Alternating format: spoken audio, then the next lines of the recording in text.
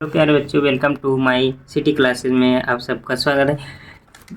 प्यारों बच्चों, पेपर दो खंडों में बटा होता है, खंड का और खंड ख में। आपको खंड का वीडियो अपलोड कर दिए, खंड ख को बोले थे, आपको हम बता रहे हैं।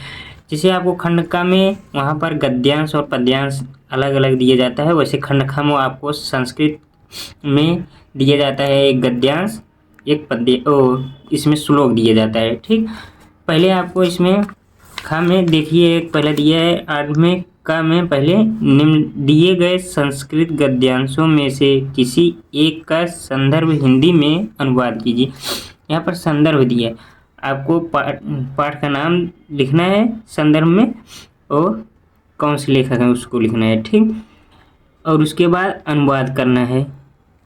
आपको यहाँ पर अथवा करके दूसरा दिया है, आपको इसको आ रहा है तो इसको लिखिए, नहीं तो आप पहले लिख जो आपको आ रहा है उसको। फिर आगे देखिए, खा वाले में कह रहा है दिए गए श्लोक में से किसी एक का ससंदर्भ हिंदी में अनुवाद कीजिए। यहाँ पर ससंदर्भ कह रहा है, मतलब आपको संदर्भ और प्रसंग दोनों लिखना है। ठीक, इसमें आप देखिए यहाँ पर दिया है एक, फिर अथवा करके एक और दिया, इसमें आपको जो आता है उसका अर्थ है लिखिए, आप दोनों मत करना।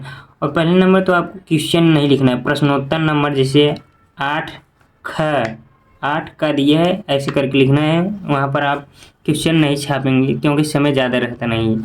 ठीक, आगे आपको दिया जा रहा है 9वां क्वेश्चन, ये आपका व्याकरण वाले पोर्शन में आ जाता है। निम्नलिखित मुहावरों में से किसी एक का अर्थ लिखकर वाक्य प्रयोग कीजिए। यहाँ पर देखिए 1 2 3 4, इसमें से आपको चारों नहीं करना है, यहाँ पर केवल एक ही करना है। ठीक, पहला है हवा में तलवार चलाना, दूसरा है अपने मुंह मियाँ मिट्ठू बनाना, तीसरा में मिट्टी में मिलाना, घर में 9 2 11 होना। इसमें से आपको जो इजी हो, जो आपको आता है वही करिए। जैसे 9 2 11 होना मतलब भाग जाना, चोर पुलिस को देखकर 9 2 11 हो गए, आपको इसी प्रकार से करना है। अब आगे आया नंबर 10 पे, क्या लिखा है इसमें 10 में भी क ख करके दिया है। क वाले में दिया है निम्नलिखित शब्द युग्मों के सही अर्थ का चयन कीजिए। शब्द युग्म मतलब जोड़ में दिया है, यहाँ पर देखिए तो इसका अर्थ क्या होगा।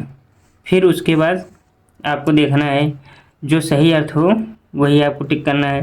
यहाँ जैसे अविराम अभिराम दिया है, लगातार रुचिकर, बिना रुके सुंदर, दूसरा, तीसरा अनवरत और कठिन, चौथा है गतिशील और, तो इसका आपका होगा क्या, बा वाला, बिना रुके और सुंदर, अविराम अभिराम।